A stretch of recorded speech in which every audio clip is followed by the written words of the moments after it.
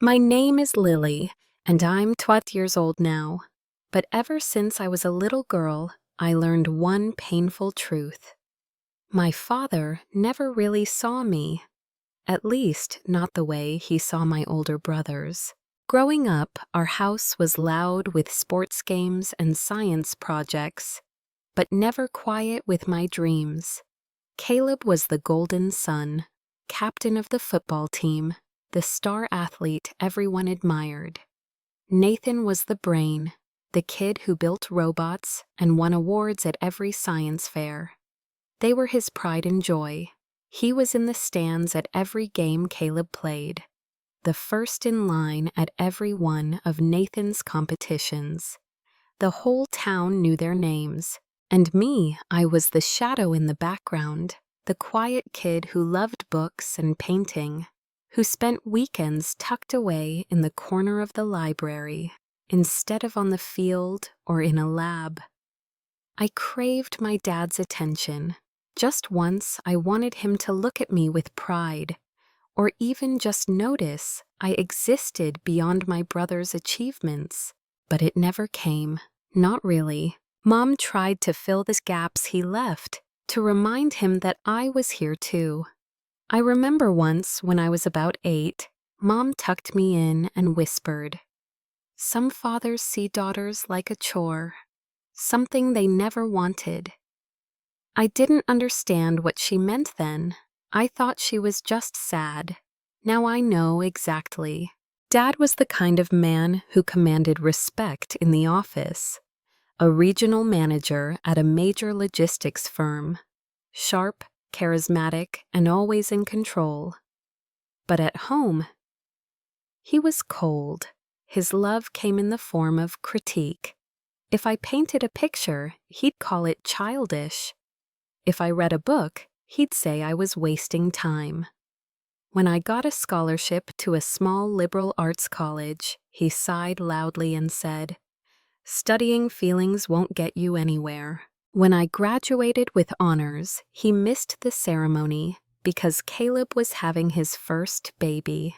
When my debut novel was published, he didn't read a single page and called it a vanity project.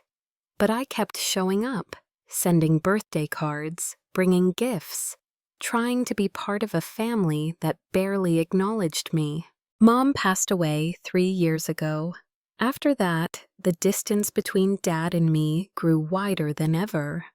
A canyon filled with silent resentment and unspoken grief. Now Dad's retirement party was looming. My brothers planned a huge celebration, inviting everyone. Coworkers, old friends, extended family. I debated for days whether to go. Part of me wanted to stay away, to avoid the painful spotlight where I was always the forgotten daughter. But another part, a small, stubborn voice inside me, whispered I needed closure. Not for them, for me. I arrived late that night, 10 minutes after the party started. The room buzzed with laughter and clinking glasses. My brothers gave speeches, praising Dad's career, his strength, his leadership. The crowd cheered, and Dad stood on the stage, smiling that smug smile, the one I'd seen 1,000 times but never for me. He said loud enough for everyone to hear, "I owe it all to my sons, Caleb, Nathan. You two are the reason I kept going. My daughter never had what it takes." The applause followed. I could feel every eye in the room on me, some curious, some awkward. But I wasn't angry. Not anymore. I stood up slowly, took a deep breath, and walked right to the front. I handed Dad a small wrapped box. "From your biggest disappointment," I said softly. Then I turned and walked out without looking back. What happened next was the beginning of everything changing. Or maybe just the start of finally being heard. After I left the party, I didn't know where to go. The cold night air bit through my thin coat, but I barely noticed. My mind was a whirlwind of years I'd spent chasing approval that would never come. For the first time, I let myself feel the weight of it all. The loneliness, the disappointment, the exhaustion. I ended up at a small cafe that stayed open late, a place I'd often visited during college when I needed to think.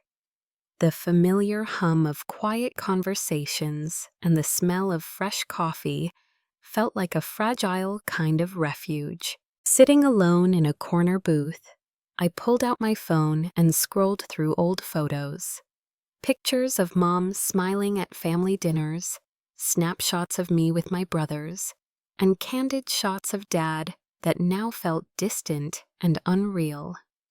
I pressed my thumb against the screen, tracing mom's face. She always believed in me, even when dad didn't. I thought about what she used to say. "Lily, you don't have to live in anyone else's shadow. Your light is enough." Those words echoed in my mind, comforting but bittersweet. Suddenly, a notification popped up. A message from my best friend, Mia. "Ancient meal. Mia, heard about the party. Are you okay?" I typed back quickly. "Not really, but I'm alive." Mia's reply was instant. "Come over, we'll have wine and talk." For the first time that night, I felt a flicker of hope. Maybe I didn't have to carry this pain alone anymore. I left the cafe and made my way to Mia's apartment. She opened the door before I could even knock, pulling me inside with a tight hug. "You don't have to pretend with me," she said softly. "Tell me everything." I sank onto her couch, tears threatening to spill, as I told her about the party, Dad's words, and the years of feeling invisible. Mia listened without interruption, her eyes full of understanding. "You're not a disappointment, Lily. You're a warrior," she said. "You survived their blindness. Now it's time to build a life where you're seen, by yourself first." Her words hit me like a lifeline. For so long, I'd defined myself through Dad's eyes, or the lack of them. But maybe it was time to redefine who I was on my own terms. We stayed up late that night, talking and dreaming about the future. I realized I had so many ideas buried beneath the layers of pain. Writing more books, starting an art studio, maybe even moving to a city where no one knew my last name. As dawn approached, I felt something I hadn't felt in years, a sense of possibility. The road ahead wouldn't be easy. Healing never is. But for the first time, I was ready to step into the light, not as Dad's daughter, but as Lily. The next morning, sunlight filtered softly through the curtains of Mia's apartment, casting warm patterns on the floor. I woke up feeling lighter than I had in weeks, almost as if the weight on my chest had loosened just a little. The idea of reclaiming my life wasn't just a distant dream anymore. It felt real, tangible. After a quick breakfast, I found myself scrolling through job listings and online communities. I realized I'd spent so much time trying to fit into other people's expectations that I hadn't thought about what I truly wanted. One listing caught my eye. A small, independent bookstore was hiring part-time. It wasn't a glamorous job, but the thought of being surrounded by books, stories, and ideas excited me. Maybe this could be my fresh start, a place where I could rebuild my confidence, one chapter at a time. I applied right then and there. Later that day, I walked through the city streets with a sense of purpose I hadn't felt in years. The air smelled like spring, and the buzz of life around me was both overwhelming and energizing. For the first time in forever, I wasn't running from my past. I was moving toward my future. I called Dad later that evening. My heart pounded as I stared at the screen, fingers hovering over the keypad. Part of me wanted to scream at him for all the years of neglect and coldness, but another part, the part Mia had reminded me of, knew I deserved peace, not more pain. "Dad," I said quietly when he answered, "I'm trying to live my life now. I'm not the girl you thought I was, and that's okay." There was silence on the other end. "I'm done waiting for you to see me," I continued. "I'm learning to see myself." Hanging up, I felt a strange mix of sadness and relief. That conversation wasn't closure, but it was a start, my start. The next few weeks were a blur of new routines, stocking shelves, helping customers, and rediscovering joy in simple moments. I even started writing again, little stories and poems that spilled from my soul onto the page. Mia was my anchor through it all. Whenever doubt crept in, she reminded me that growth isn't linear. Some days would be harder than others, but every step forward mattered. One rainy afternoon, as I closed up the bookstore, I looked out at the city lights shimmering in puddles. I realized something profound.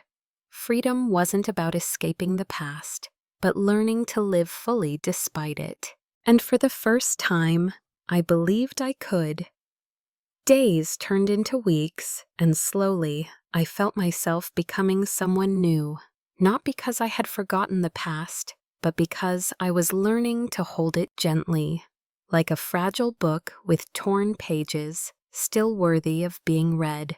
Working at the bookstore became more than just a job. It became my sanctuary. The smell of old paper, the quiet rustle of turning pages, and the soft conversations with customers helped me find a rhythm I'd never known before. Sometimes when the shop was empty, I'd sit in a cozy corner with a notebook and scribble thoughts that had been buried deep inside me. Mia visited often, bringing her contagious laughter and fierce encouragement. She had become my compass, reminding me daily that healing wasn't a straight line, but a messy, beautiful process. One evening, after closing, Mia and I sat on the fire escape outside the shop. The city hummed around us, neon lights blinking like distant stars. "Have you thought about what comes next?" she asked, eyes sparkling with hope. I shrugged, watching the rain begin to fall softly. "I want to trust myself more, to stop fearing what I can't control." She nodded. "That's brave." I smiled, feeling a warmth spread through me that wasn't just from the chilly night air. For the first time in a long time, I believed in the possibility of happiness, even if it was fragile and uncertain. Then, something unexpected happened. I received an invitation from an old acquaintance, Claire, to join a local writing group. I hesitated. Sharing my words felt terrifying, like exposing scars I wasn't sure anyone should see. But Mia's voice echoed in my mind. "Healing is messy." I went. The group was small but welcoming. As I read a short story I had written about loss and hope, I felt my voice shake, but also something powerful stirring inside. The other writers nodded, their eyes kind and understanding. For once, I wasn't invisible. That night, walking home under the soft glow of street lamps, I realized I was no longer running. I was standing firm. Shaky, yes, but strong. Life was still uncertain, and maybe it always would be. But for the first time, I was ready to face it. One imperfect step at a time. Spring was creeping into the city, painting the streets with bursts of color and fresh hope. I could feel the change in the air, as if the world was inviting me to shed the heavy cloak of fear I'd been wearing for so long. At the bookstore, Life was settling into a comfortable routine, but inside me, something restless was stirring. The writing group had opened a door, and I found myself craving more. More experiences, more connections, more courage to be truly myself. One morning, as I rearranged a shelf of new arrivals, my phone buzzed with a message that made my heart skip. It was from Ethan, the man I hadn't seen since the night everything fell apart.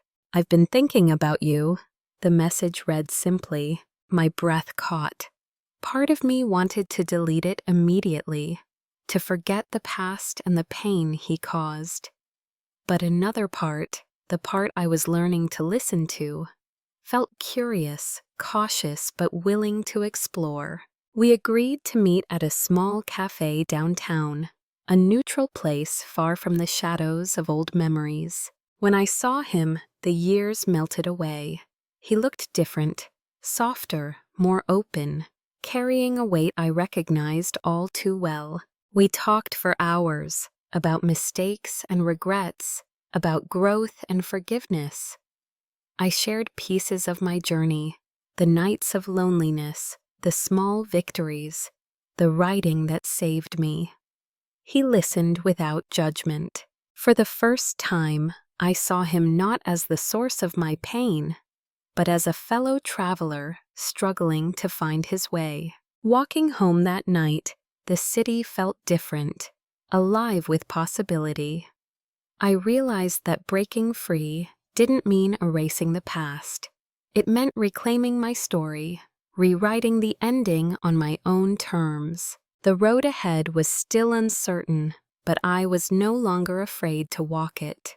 Days turned into weeks, and the city blossomed around me, mirroring the quiet transformation happening inside. The fear that once gripped me was slowly loosening its hold, replaced by a growing sense of strength and clarity. At work, I began to take on new challenges, organizing author events, hosting book readings, even leading a small workshop for aspiring writers. Each step felt like reclaiming pieces of myself I had long buried beneath doubt and uncertainty. One chilly Saturday morning, I found myself standing in front of a community center, about to teach my first writing class. The room filled with eager faces, some nervous, some hopeful, reminded me of the very beginning of my own journey. As I spoke about storytelling, vulnerability, and courage, I realized how far I'd come. My words weren't just advice. They were promises I was making to myself, to keep growing, to keep healing, to keep breaking free. Outside, the world was wide open. I was no longer just surviving. I was beginning to thrive, and with that, a new chapter was unfolding, one where my story was truly my own. Days turned into weeks, and the city's pulse seemed to echo the quiet changes stirring inside me. The fear that had once felt like a heavy chain was loosening, replaced by a sense of resilience I hadn't known I possessed. I was no longer just running from the past. I was learning to face it, understand it, and finally let it go. Work became more than just a paycheck. Organizing author events, leading workshops, and helping others find their voice reminded me that stories have power, the power to heal, to connect, and to transform. Teaching others about vulnerability and courage was also teaching me to be kinder to myself. One chilly Saturday morning, standing before a room filled with eager faces, I felt a profound truth settle within me. Healing is not linear, and growth often comes from embracing our imperfections. I shared with them my own fears, mistakes, and the long road to forgiveness, not just of others, but of myself. I realized then that true strength isn't about never breaking.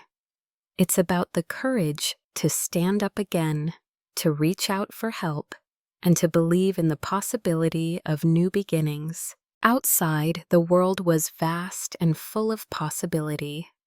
Inside, I was beginning to understand my worth, not as a victim of my past, but as an author of my future. This wasn't just a new chapter in my story. It was a new story altogether, one written with hope, compassion, and the unshakable belief that even the deepest wounds can heal.